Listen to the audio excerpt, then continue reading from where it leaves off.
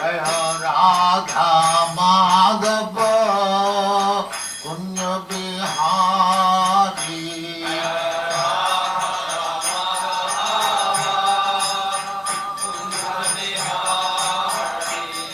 जय राधा माधव कुंज बिहारी।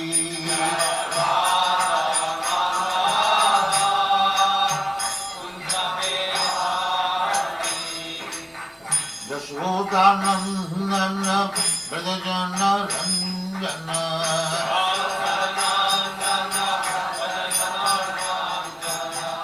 यशोदानंदन ब्रजजन रंजन।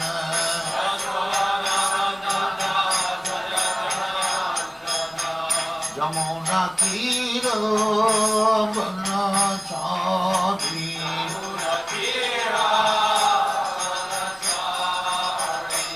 यमुना तीर बनचारी।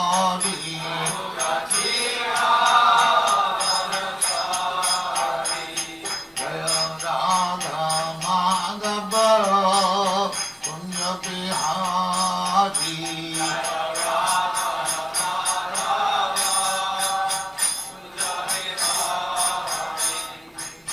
गोपीजन वल्लभ गिरिवरधारी।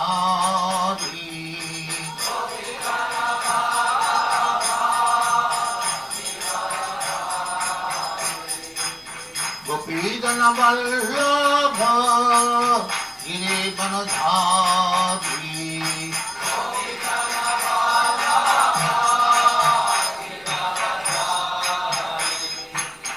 यशोदानंदन ब्रजजन रंजन।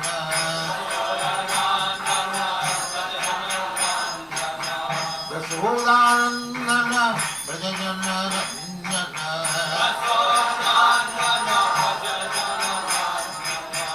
यमुना तीर बनचारी।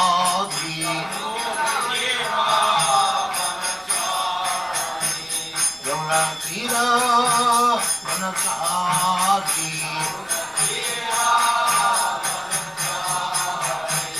जय राधा माधव कुंज बिहारी।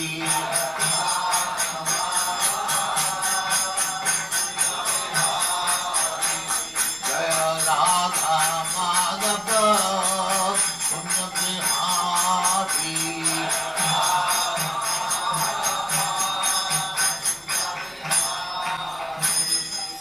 जय मंश परिभ्राजराचार्य जय अनंत कोटि वैष्णव की जय। रामाचार्य श्री हरिदास ठाकुर की जय। प्रेम से कहो श्री कृष्ण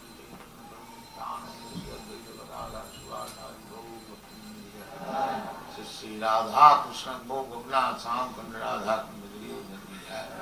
वृंदावन धाम की जय। नवदीप धाम की जय। गंगा माई की जय। जमुना माई की जय। द्वारका धाम की जय। स्वामी तो भक्तवृंद की जय। और ग्लोरी टू द और glory to the. Thank you very much.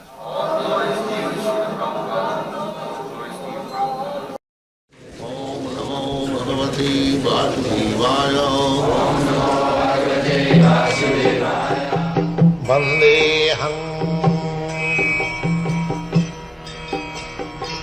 श्रीगुरु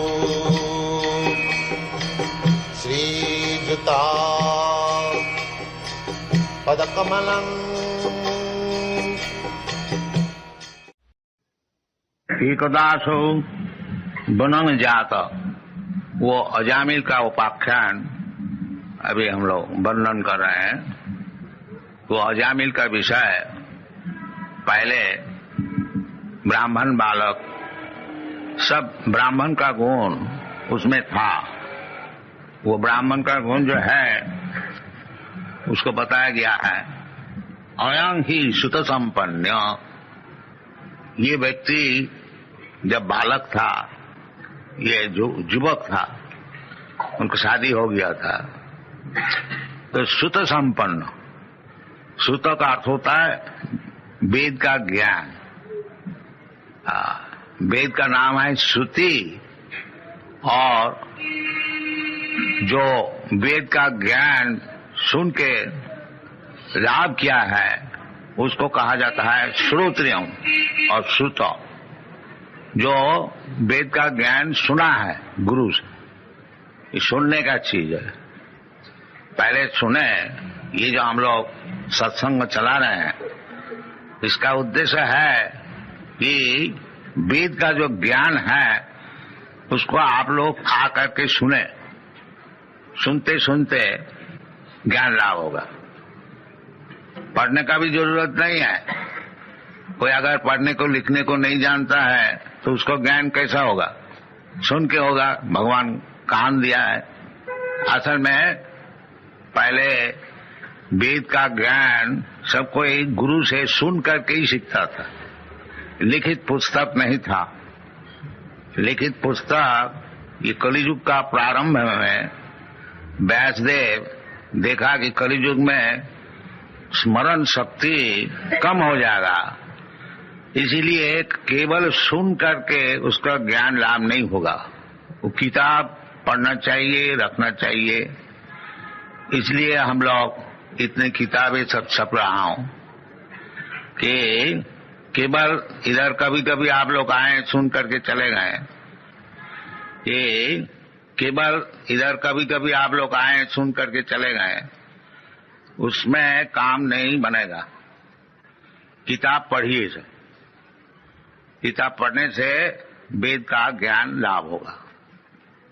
इसलिए ये जो ब्राह्मण बालक अजामिल आज इनकी इतनी दुर्दशा हुई है, उसका कारण ये जमराज का जो दूत है बता रहे हैं कि ये व्यक्ति पहले जैसा ब्राह्मण का गुण होना चाहिए वो सब इनका था। क्या है? न सुत संपन्न, अच्छी तरह से वेद का ज्ञान सुना हुआ था। संपन्न, संपन्न माने आखिरी तक सुना था 4 वेद का विषय में। और शील वृत्त गुणालय, और व्यवहारिक काम में भी बड़ा सज्जन और सद्गुण सब इनमें था। शील सत्व गुणालय धृतव्रत, और धृतव्रत का अर्थ होता है जो काम करना है उसको व्रत धारण के किया जाए, यानी फुल डिटर्मिनेशन। धृतव्रत। भगवत गीता में भगवान कहते हैं महात्मानुष्ठ बांग प्रार्थ दैवी प्रति मासित भजंती दृढ़व्रत। द वर्ड इज, ये शब्द का बताया है दृढ़व्रत और दृढ़व्रत। दृढ़ मीन निश्चित, सवेरे 4 बजे उठना है निश्चित, उसमें कोई फर्क नहीं पड़ेगा। कोई 4 बजे उठा और कोई नहीं उठा, नहीं, रोजाना अवश्य उठना चाहिए 4 बजे। उसका नाम है धृतव्रत और दृढ़व्रत। ये नहीं जो ऑकेजनली कभी कभी हम उठ जाते हैं 4 बजे, नहीं, रोजाना उठना चाहिए। ये ब्राह्मण का काम है। धृतव्रत मृदु, बड़ा शांत स्वभाव, दांत, यानी अपना इंद्रियों को दमन करके रखना, ये ब्राह्मण का काम है। समा धमा, मन को स्थिर रखना, इंद्रियों को स्थिर रखना, समो दमो तितिक्षा, ये सब सीखना चाहिए। तो इसीलिए बताया था मृदु दांत सत्ववान। सत्ववान का अर्थ होता है कभी झूठ नहीं बोलता। सत्ववान मंत्रविद, और वेद का मंत्र सब कंठस्थ, और शुचि, बड़ा शुचि संपन्न, neat and clean, thrice taking bath, 3 दफे स्नान करते हैं, कपड़ा और शरीर खूब शुद्ध रखते हैं।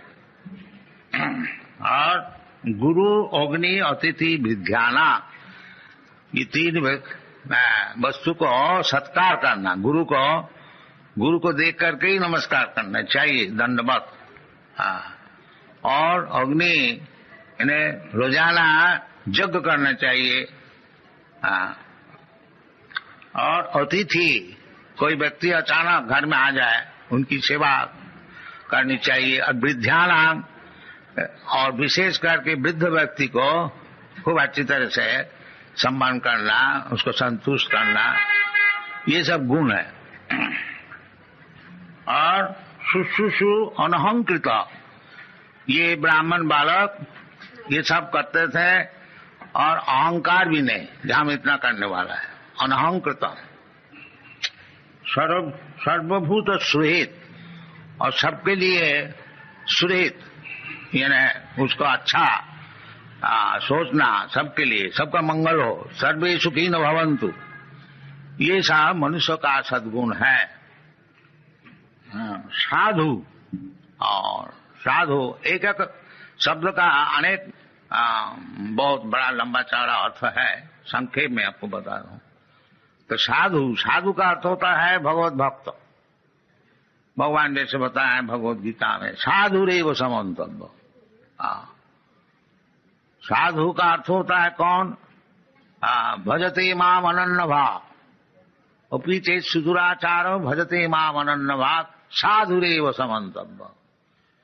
जो कि भगवत भक्त है, भगवत सेवा छोड़ करके और दूसरा काम उनका नहीं है, उसका नाम है साधु। तो ये साधु शब्द भी आया है। मितवाग, और ज्यादा अनशन बकता नहीं। ये भक्त का उचित है कि केवल भगवान का ही नाम कीर्तन करें। अनशन बकने से खाली परमायु हानि होती है, उसमें कुछ लाभ नहीं है। इसलिए शास्त्र में कहता है वाचांसी वैकुंठ गुणानुवर्णन। यदि आप बात करें, बातचीत करें, तो वैकुंठ जो भगवान है उनका विषय करें। वो सिनेमा एक्ट्रेस का विषय नहीं। श्रवणम कीर्तनम विष्णु। अगर बातचीत करें, श्रवण, किसी का विषय श्रवण करना है तो भगवान विष्णु का विषय श्रवण कीजिए।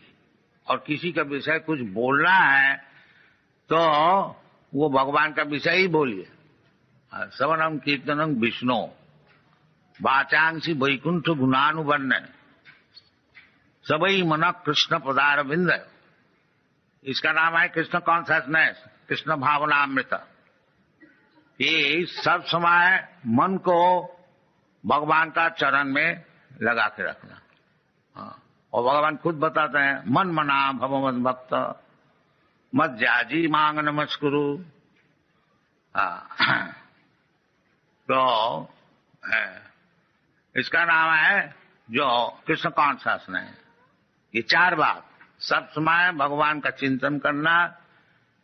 इसलिए हम लोग सबसे अनुरोध करते हैं कि हरे कृष्णा नाम जपा कीजिए तो मन भगवान में लगेगा। हरे कृष्णा कृष्ण नाम तो सुन रहा है ना, तो सुनने से मन जाएगा उधर। ये मेडिटेशन है।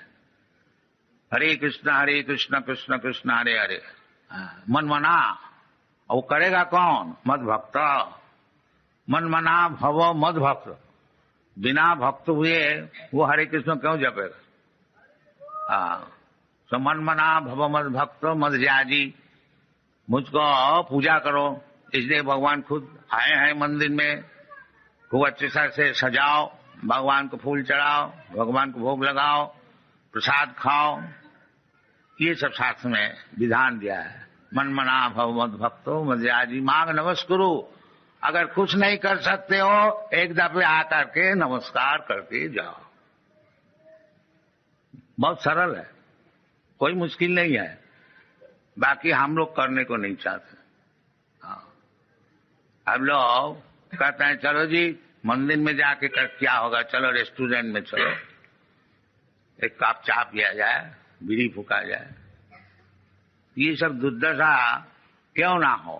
तो शास्त्र में जो विधि है उसको हम लोग मानते नहीं, उसको उल्लंघन करते हैं, तो उसको कभी सुख मिल सकता है? नहीं। जशास्त्र विधि मुत्सृज्य वर्तते कामकारत न सुखं सहवानति उसको कभी सुख नहीं मिलेगा। शास्त्र विधि को उल्लंघन करेंगे और हम सुखी रहेंगे, ये संभव नहीं है।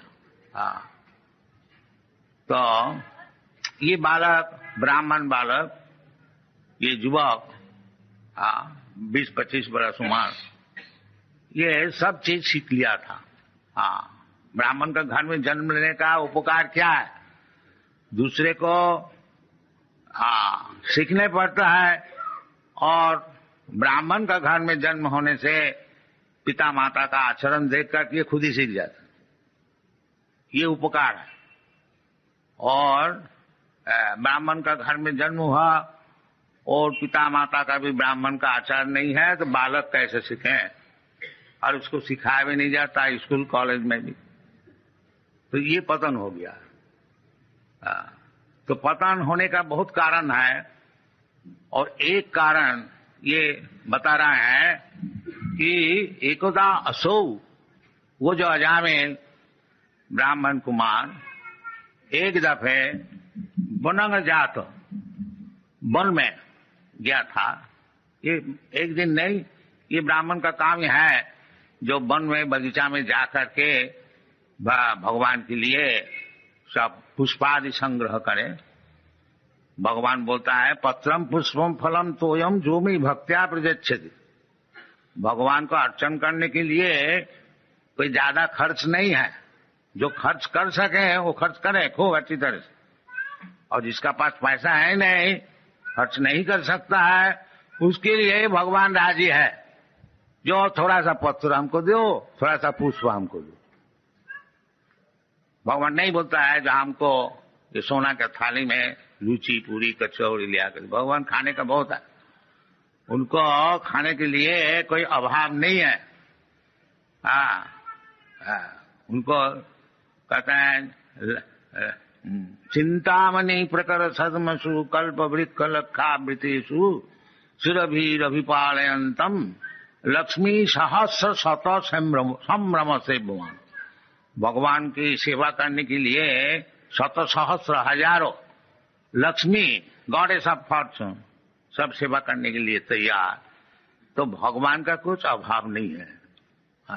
भगवान ये बम्बई में जुहू में आके बैठ गए हैं, जो बेचारी खाने को है नहीं, इधर आपसे मांगने को आया, ये बात नहीं है। बात यह है कृपा करके आए हैं कि आप लोग मन मना भव मद भक्त मध्याजी मांग नमस्कुरु, ये सुविधाएं आपको देने के लिए आए हैं। और आप लोग चाहते हैं ये मंदिर किसी तरह से नहीं बने, भगवान इधर बैठ नहीं सके, ये आपकी प्रतिज्ञा है। भगवान बेचारी आए हैं आपको सुविधा देने के लिए, और आप लोग कृत निश्चय है कि इधर मंदिर को होने को नहीं देंगे। जब कीर्तन होए पुलिस में एप्लीकेशन दो, और पुलिस साहब कहें कि कीर्तन इज न्यूसेंस, तो ये परिस्थिति है। इसका नाम है कलियुग। जो भगवान कहते हैं जदा जदा ही धर्म सग्लानि भवति भारत तदात्मानं सृजामि हम। ये धर्म की ग्लानि जब होए तब हम खुद आते हैं कि हमारा कोई परम भक्त को भेजते हैं उनको उद्धार करने के लिए, और वो बेचारी आए भी तो आप लोग उसको बैठने को नहीं देंगे। ये परिस्थिति है। तो ये बालक, ब्राह्मण का सब गुण वो सब लाभ किया था, परंतु एक दिन एकदासु बनंग जाता, वो वन में जाने के समय, इसलिए वन में जाते हैं ना, पितृ संदेश की द्विज। पिताजी घर में बैठ के भगवान की अर्चना कर रहे हैं, और पिताजी आदेश दिया है बेटा ये सब फूल और घास और तृण ये सब ले आओ। ब्राह्मण है, उनका पास ज्यादा तो पैसा है नहीं, बाकी भगवान कहते हैं जो हमको पत्र पुष्प दो, पैसा है नहीं तो क्या हुआ, पत्र पुष्प तो कहीं भी मिल जाएगा। घर में भी मिल सकता है, घर का बाहर में भी मिल सकता है। ये कोई बात नहीं है जो लुची पूरी हलवा देने से ही भगवान संतुष्ट रहेंगे, नहीं, भगवान कहते हैं पत्रम पुष्पम फलम तो यम जूमी भक्त्या प्रजत्य तद हम अस्नामी, मैं इसको ग्रहण करता हूँ, खाता हूँ। और भगवान आपका हाथ में एक दफे खा लिया तो फिर आपको क्या अभाव होगी? तब तो आप सबसे बड़ा आदमी हो गया। ये सब उदाहरण है जो भगवान एक दफे जिसका हाथ से खा लिया था उसको कभी दारिद्रता नहीं रहेगा। शास्त्र में बताते हैं। आजकल सब कोई हम लोग को पूछते हैं जी भगवत भजन करके क्या होगा? आदमी सब गरीब है और उसको पहले खाने को चाहिए, और हम लोग एडवर्टाइज करते हैं जिसको खाने के लिए कोई संस्थान नहीं है, पहनने का कपड़ा नहीं है और रहने का जगह नहीं है, आइए हमारा पास, हम बम्बई में और अच्छी तरह से मकान बना रहे हैं, सब आइए आइए। बाकी कोई नहीं आता, हमको परदेश से आदमी लाने पड़ता है मंदिर चलाने के लिए। कोई आते नहीं। ये बहुत खेद का बात है, जो भारतीय क्रिश्चियन है उसमें भारतीय कोई आता नहीं। वो मिल में जाता है, इधर नहीं आता। तो हम लोग क्या करें? हम लोग तो खुशामदी कर रहे हैं कि आइए इधर रहिए, इधर भगवान का प्रसाद खाइए और कीर्तन कीजिए और सब चीज आपको मिल जाएगा। भगवान खुद कहते हैं तेषाम नित्याभियुक्तानाम योगो किमं बहम। What is the first line? अनन्य चिंतयन्तं मां जीजनापद्युपासते तेषाम नित्याभियुक्तानाम योगक्षेमं बहामि अहम। यदि आप अनन्य चिंतन केवल भगवान की चिंतन में नियुक्त रहे, अनन्य चिंतन, अनन्य चिंतन जैसा ही कृष्ण कॉन्शियसनेस मूवमेंट जो हम लोग सिखाते हैं, अनन्य चिंतन सब समय 24 आवर्स 24 घंटा केवल भगवान का चिंतन और कोई चिंतन नहीं। जो कुछ काम किया जाए सब भगवान के लिए। इधर होता है एक्चुअली, आप लोग सब देखिए, हम लोग ऐसे नहीं है बैठ के रहते हैं सोते हैं, नहीं, हम लोग मंदिर मार्जन करते हैं, भगवान को सजाते हैं, भगवान को भोग लगाते हैं और भोग लगाने के लिए अच्छी तरह से रसोई करते हैं और रसोई के लिए चीज हम मांग के ले आते हैं और भगवान के लिए किताब लिखते हैं और किताब भी फिर छपाते हैं, प्रेस में जाते हैं, इस तरह से अच्छी तरह से किताब छपा गया देखता है, फिर उसको बेचने के लिए कोशिश करते हैं। इसीलिए 24 घंटा हम लोग का एंगेजमेंट है, 24 आवर्स, एक मिनट भी समय नहीं है। इसका नाम है अनन्य चिंतन, और कुछ चिंता नहीं है, केवल भगवान का विषय। जैसा साधारण व्यक्ति उस सब समय अपना घर गृहस्थी का चिंतन करते हैं, किस तरह से अपना गृहस्थी को पालन किया जाए, किस तरह से लड़का बच्चों को शिक्षण दिया जाए, किस तरह से रुपया उपार्जन किया जाए, ये जैसा उनका चिंतन है, हम लोग का भी ऐसी चिंतन है। बाकी भगवान के लिए, भगवान का मंदिर किस तरह से बनेगा, इतना क्यों लड़ाई हम लोग इधर करते हैं। हमारा 108 मंदिर है और एक अगर इधर नहीं हुआ तो 107 तो जरूर रह जाएगा, तो उसमें हमारा कुछ नुकसान नहीं है। बाकी हम लोग सोचते हैं जो ये भगवान का मंदिर, बम्बई इतना बड़ा भारी शहर है, क्यों अच्छी तरह से नहीं बनाया जाए, ये हम लोग कहते हैं। बाकी बाधाएं देते हैं, नहीं तुमको नहीं देगा, तो बाधाएं देने होने दीजिए, बाकी हम लोग चिंतन नहीं छोड़ेंगे। हमारा चिंतन चले, ये हमारा काम है। उसमें सफल होए और नहीं सफल होए वो चिंतन है नहीं। सफल होगा भगवान की इच्छा होगा तो उसे तुम इच्छा होगी तो सफल होगा, और नहीं होगा तो हमारे क्या, भगवान का काम भगवान को करने को नहीं दिया, तो उसमें हमारा कोई नुकसान नहीं। तो ये इसका नाम है मन मना मम भक्त। ये इतना प्रयास कौन करेगा अगर भक्त नहीं हुआ? वो लोग छोड़ देगा, मतलब क्यों इतना झंझट में जाए। चलो जी, इतना टाइम तो कुछ शेयर मार्केट में स्पेकुलेशन करने से कुछ रुपया पैदा हो जाए, तो ये भक्त ही कर सकता है। मन मना भव मत भक्त, इसलिए भगवान कहते हैं भगवत भक्त।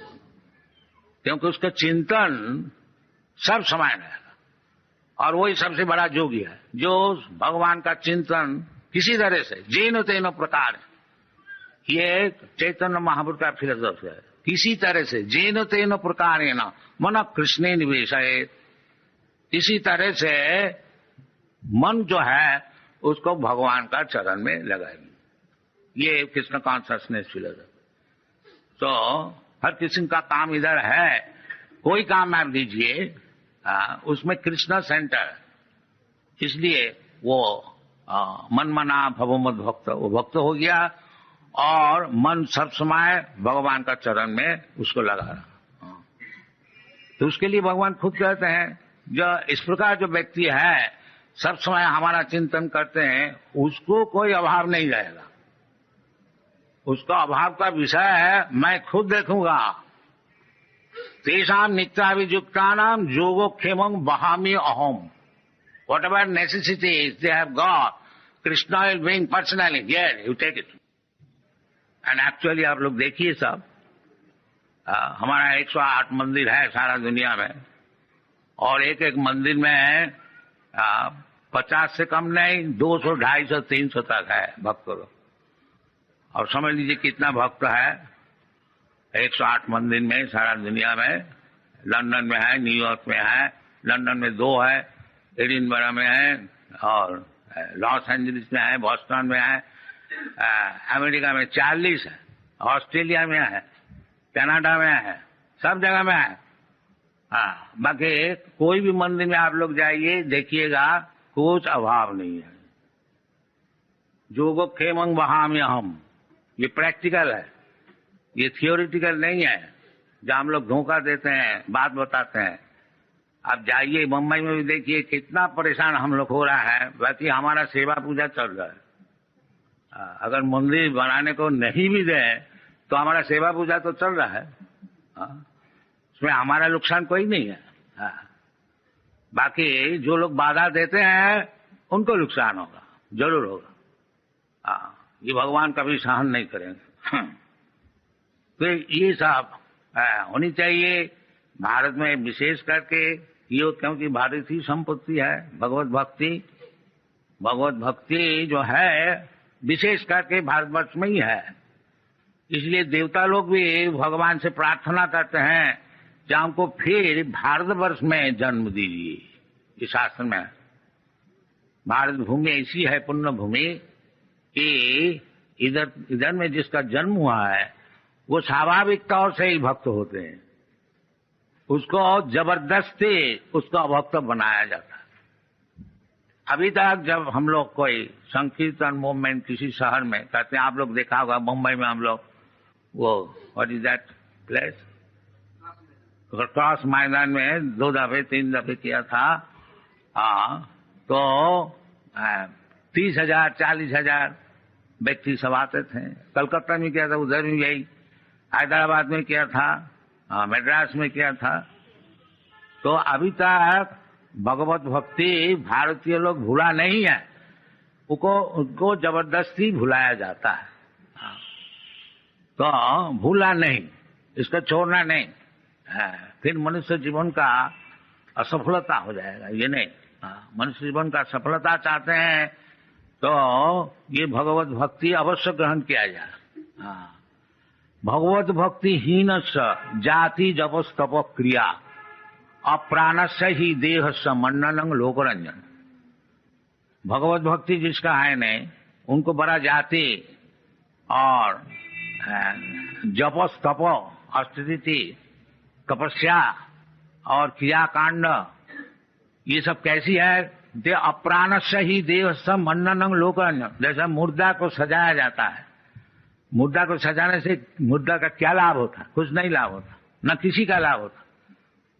लोकरंजन, एक लोक रंजन है। देखो जी ये मुर्दा को कैसा सजा के ले जा रहा है, आदमी ताली ठोकेगा, देखो जी, पर उसमें लाभ कुछ नहीं है। इसी प्रकार आप खूब बड़ा जाति बन जाइए और बड़ा इंडस्ट्रियलिस्ट बन जाइए, सबको बड़ा बड़ा बन जाइए, और भगवत भक्ति आई नहीं तो वही मुर्दा सजाने के लिए जैसा होता है वो बात।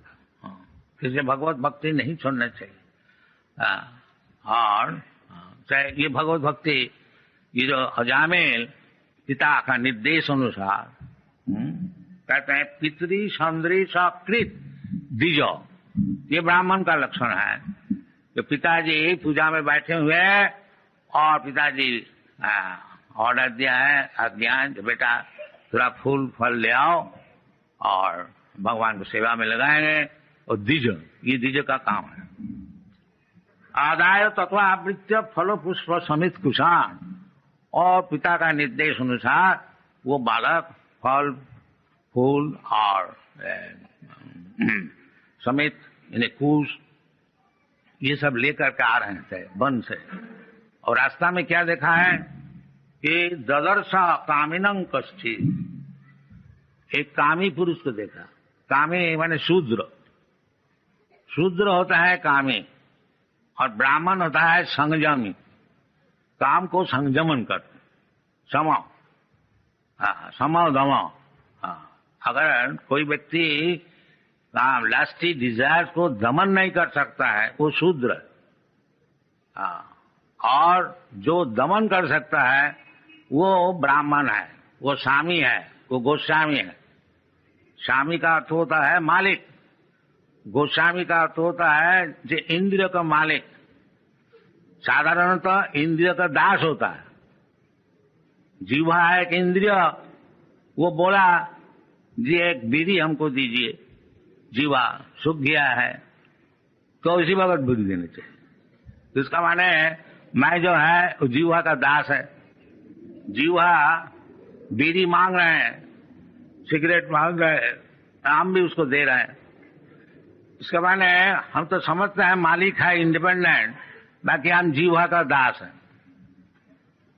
और जब अब जीवा का दास नहीं होंगे, जीवा बोलता है हमको बीड़ी दीजिए, आप जब बोलेंगे नहीं बीड़ी दीजिए, तब अब जीवा का दास नहीं, गो का दास नहीं है, गो का स्वामी है, गोस्वामी, उसका नाम है गोस्वामी।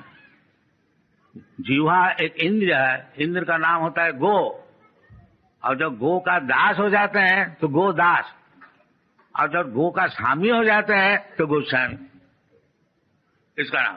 गोस्वामी ये नहीं है तो नाम में तो गोस्वामी है और है बीड़ी का दास, ऐसे काम नहीं चलेगा। हाँ, गोस्वामी का अर्थ होता है जो गो का स्वामी है। स्वामी जो टाइटल दिया जाता है सन्यासी को, इसका मतलब है जो सब इंद्रियों का स्वामी है, इंद्रिय का दास नहीं है। इसी प्रकार कहते हैं आदाय तथा फल पुष्प ददर्श कामिनं कश्चित्, कामिनं लस्टी मैन, दैट मीन शूद्र। एक शूद्र को देखा, कामिनं क्वचित् शूद्रं, शूद्र बता दिया। सह क्वचित् शूद्रं सह बुधिष्ठया पित्या च मधुमौरेयं मदा घूर्णित नेत्र। देखा जो एक औरत शूद्रा ने दोनों ही शराब पिया था, मद घूर्णिता, मद का अर्थ होता है शराब, और उसमें ब्रेन पजल हुआ गया था, मद घूर्णिता। इत्याच मधुमौरेयं मदा घूर्णित नेत्र, आग भी घूम रहा था, इन्हें बहुत अच्छी तरह से पिया हुआ था शराब। आजकल तो इसमें इनकरेजमेंट दिया जाता है, जाइए इधर शराब का दुकान है, बाकी ये सब शूद्र का काम है। ये ब्राह्मण का काम नहीं है, ये शूद्र का काम है। मत्तया श्रित विश्रित निव्या, और वो कपड़े भी सब ढीला हो गया था। विश्रथ निव्या व्यपेत निरपत्रम, और दोनों मिलकर के वो आलिंगन चुंबन आदि सब कर रहे थे पब्लिक रोड में, निरपत्र, कोई लज्जा नहीं, बिल्कुल लज्जा नहीं, निरपत्र। किरंतम अनुगायंतम, ऐसे सब काम कर रहे थे। और वो सिनेमा का गान भी गाते थे, उस समय सिनेमा शायद नहीं था, तो अनुगायंतम ऐसी कुछ lust invoking songs they were singing हसंतम and laughing and smiling and अनंतिके, बस कोई बाधाएं नहीं।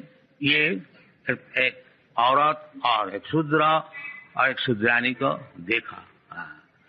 ये ब्राह्मण देखिए इतना क्वालिफाइड है, इतना क्वालिफाइड होते हुए भी सामने में जब देखता है तो उसका मन जरूर विचलित हो जाता है। वो तो बालक है, युवक है।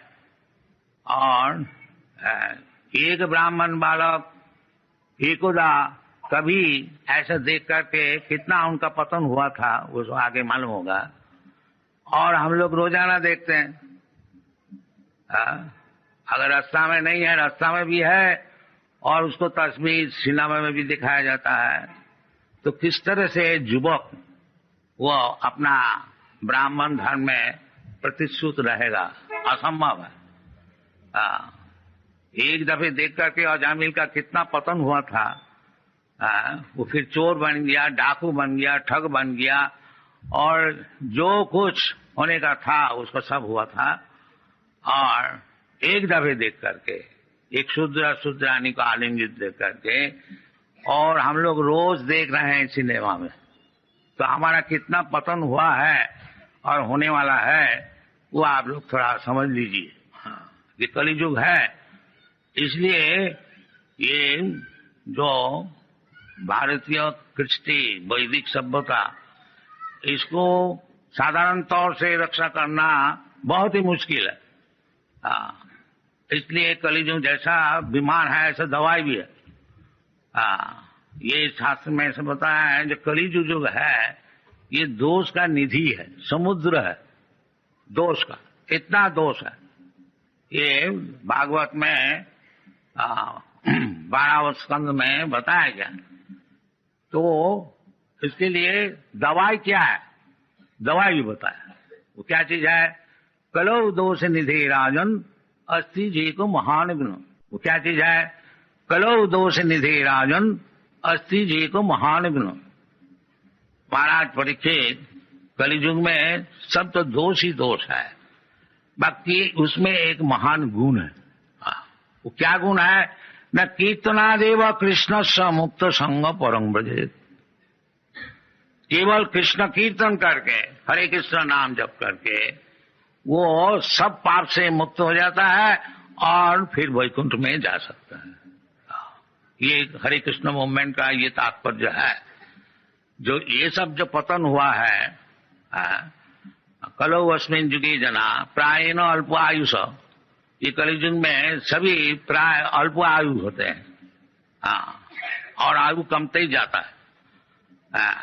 आस्ते आस्ते इतना कम हो जाएगा कि आगे जाकर के 20 से 30 वर्ष तक अगर जिएगा उसको बहुत बुढ़ा माना जाएगा। ऐसा शास्त्र में लिखा है। अभी तो 50-60 तक ही है। इंडिया का एवरेज एज है 35 ईयर्स और समथिंग लाइक। तो प्राय न अल्प आयुष, ये कलियुग में सब अल्प आयु हो गए। और प्राय न अल्प आयुष कलौ अस्मिन् युगे जना। और पारमार्थिक ज्ञान लाभ करने के लिए, मुक्ति होने के लिए इसको प्रयास नहीं जाएगा। तो इस स्थिति में शास्त्र में इसीलिए बताया है जो हरे नाम हरे नाम हरे नाम इव केवलम कलौ नास्तेव नास्तेव नास्तेव गतिरन्यथा। कलियुग में ये यदि कोई उद्धार होने को चाहते हैं, लिबरेटेड, लिबरेटेड का अर्थ होता है कि ये जो जन्म मृत्यु है, जड़ा व्याधि, ये स्वाभाविक नहीं है, यह स्वाभाविक है। जीव जो है नित्य शाश्वतोयं, ये तो नित्य है, ये मरने वाला नहीं है, शाश्वत। न हन्नते हन्नमाने शरीरे। और ये शरीर जो उपस्थित शरीर है, ये नष्ट हो जाने से जीवात्मा नष्ट नहीं होता, उसका और एक शरीर मिलता। तथा देहांतर प्राप्ति। तो यदि मैं और आप सब नित्य है और भगवान भी नित्य है, नित्य नित्यानांग चेतनस चेतनानाम। भगवान भी नित्य वस्तु है, चेतन वस्तु है, और हम लोग भी नित्य वस्तु है, चेतन वस्तु। तो भगवान चाहते हैं कि तुम जो नित्य वस्तु है, तुम्हारा जन्म मरण नहीं है, तुम जो जन्म मरण माला में फंसे हुए हैं, इससे निकल आओ। इसका नाम है मुक्ति, इसका नाम है मुक्ति। मुक्ति परेशान स्वरूपेण अवस्थिति, मुक्ति हित्या अन्यथा रूपम स्वरूपेण अवस्थिति। ये मुक्ति का विश्लेषण है कि अभी हम लोग स्वरूप भूल गया। स्वरूप हमारा है, हम कभी मरने वाला नहीं है, और अभी हम मरते हैं। एक शरीर पलट के और एक शरीर ग्रहण करते हैं, फिर शरीर 84 लाख योनि है, उसमें घूमते फिरते हैं। ये हमारा बंधन, ये बंधन से मुक्त होने से उसको मुक्ति कहा जाता है। स्वरूपेण अवस्थिति, स्वरूप का अर्थ होता है हम मरने वाला नहीं है। जन्म मृत्यु जरा व्याधि दुख दोषानुदर्शन, इसलिए भगवान कहते तुम सब दुख को तो सब हल किया है। ये असल तुम्हारा जो दुख है ये जन्म मृत्यु जरा व्याधि, इसको हल करो। ये जो हमको 10, 20, 50, 100 वर्ष ज्यादा से ज्यादा छोड़ करके फिर मरने पड़ता है, फिर दूसरा शरीर ग्रहण करने पड़ता है, यही हमारा असल दुख है। और इससे जब हम मुक्त हो जाएंगे फिर हमको जन्म नहीं होने वाला है, मरण नहीं होने वाला। जिसका जन्म नहीं होता उसका मरण भी नहीं होता, उसको बार्धक्य भी नहीं होता है। तो जन्म होने से ये सब चीज होगा। तो ये कृष्ण कॉन्शियसनेस मूवमेंट है, ये भगवत गीता की शिक्षा है, जो जन्म मृत्यु से आप लोग सब मुक्त हो जाइए। और कैसे ना, केवल कृष्ण को समझिए, बस एक ही काम। जन्म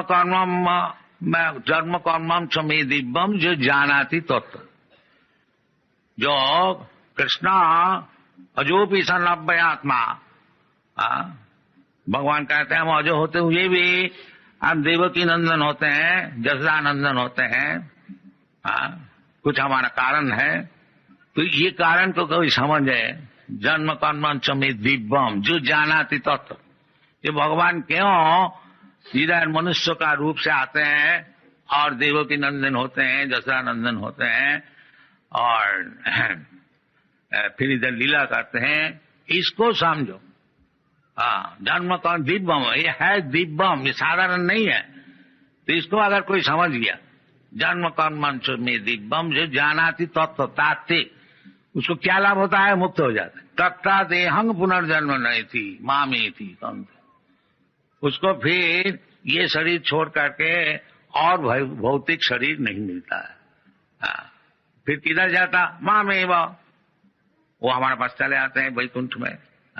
तो उधर जाने से जदगत्याना निवर्तन्ते तद्धामम परमम। जो वैकुंठ में जाने से फिर उसको लौटने नहीं पड़ता है, फिर उसको भौतिक शरीर धारण करने को नहीं पड़ता है, फिर वो निरंतर जीवन और ज्ञानमय जीवन और आनंदमय जीवन, आनंदमय अभ्यासात, तो इसको अर्जन करना चाहिए। ये इसलिए मनुष्य शरीर है। मनुष्य शरीर वो कुत्ता भेड़ी के लिए केवल खाया पिया और मजा किया और मर गया, ये मनुष्य शरीर नहीं है।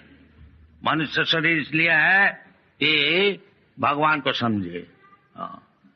तो वो एक दिन हमको कोई पूछ रहा था जो मनुष्य जीवन का उद्देश्य क्या है? मनुष्य जीवन का उद्देश्य यही है कि भगवान का चरण में शरणागत हो जाओ, बस सब काम बन जाए। सर्वधर्मान परित्यज्य मामेकं शरणं व्रज। और उसमें क्या लाभ होगा? अहं त्वा सर्व पापेभ्यो मोक्षयिष्यामि मा शुचि। आदमी का दुख होता है पाप से, और जो भगवान का शरणागत हो जाते हैं फिर उसका कोई दुख नहीं रहता है। अनन्य चिंतन माम जी जना पर्युभासते तेषाम नित्याभियुक्तानाम योगक्षेमं वहाम। तो इस कृष्ण कॉन्शियसनेस मूवमेंट का ये तात्पर्य है कि किसी तरह से भगवान का चरण में शरणागत हो जाइए, फिर आपको सब दुख मिट जाएगा, कोई चीज का अभाव नहीं है। हम लोग सब अभाव के लिए सब समय परिश्रम करते हैं।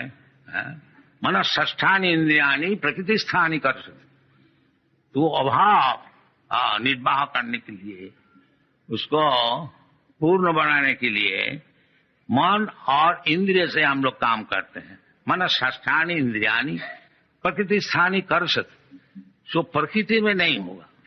जैसा कोई आदमी जेल में है, वो जेल सुपरिटेंडेंट को अगर किसी तरह से सुखी करे तो उसमें उसको काम नहीं बनेगा। जब तक गवर्नमेंट उसको नहीं छोड़ देने का आज्ञा देता वो नहीं छूटे। तो इसीलिए हम लोग जो ये भौतिक जीवन में स्ट्रगल कर रहे हैं, मन षष्ठानि इंद्रियानि प्रकृति स्थानी कर सकते, ममई वांग से जीव भूत, जीव लोक के सनातन। भगवान कहते हैं जो जीव है, जीवात्मा, ये सब हमारा अंश है। बाकी वो इधर मन और इंद्रिय लोक के इंद्रिय द्वारा सुखी होने को चाहते हैं। मन षष्ठानि इंद्रियानि प्रकृति स्थानी कर सकती माने struggling, but he is not happy. बाकी वो हैप्पी कैसा होगा कि अपने बुद्धि से स्ट्रगल करके सुखी होने की जो चेष्टा चल रही है वो उसमें नहीं होगी। तो फिर कैसे होगा? न भोक्तारम जगदुतपसाम सर्वलोक महेश्वरम स्वेदम सर्वभूतानाम ज्ञाता माम शांति। वो जो मेंटल कॉन्कॉक्शन क्रिएशन करते हैं, ये प्लान किया जाए तो हम लोग सुखी हो जाएंगे, ये प्लान किया जाए तो वो कभी नहीं होगा। क्योंकि वो मन का प्लान है, वो भगवान का प्लान नहीं है। और दुनिया में भगवान का प्लान चलता है, हमारा मन का, तुम्हारा मन का प्लान नहीं चलेगा। तो हम प्लान क्या है, जो हम खूब अच्छी तरह से मकान बनाए, बैंक बैलेंस बनाए और हम कभी मरेगा नहीं और इसको भोग करेंगे। बाकी भगवान का प्लान है तुमको मरना ही पड़ेगा, इसको सब छोड़ना ही पड़ेगा। तुम क्या प्लान बनाओगे? कुछ प्लान नहीं बनेगा। सर्वहरं मृत्यु अहम, भगवान बोलते हैं जब मृत्यु रूप से तुम्हारा सब चीज छीन लेंगे, बस कोई चीज तुम्हारा साथ नहीं जाएगा। बस ऐसी आए हो ऐसी जाओगे, एक शरीर लिया था अभी और एक शरीर मिलेगा, बस ये प्लान है हमारा। दैवी जैसा गुणमयी ममो माया दुरुत्तया, ये भगवान की माया की प्लान है, इसको आप अतिक्रम नहीं कर सकेंगे। दुरुतिक्रम it is not possible. You may try your best struggle, but it is not possible. तो मामेव जब प्रबद्धन्ते माया में तांग तरंति थे, जो भगवान का भक्त हो जाते हैं वो फिर नई प्लान बनाते हैं। वो तो भगवान का चरण में अपने को छोड़ देता है। जब भगवान आप ही का प्लान चलता है और अब आपका चरण में मुझको हम समर्पण कर दिया, जो प्लान आपको बनाना है बनाइए। Thank you very much. Hare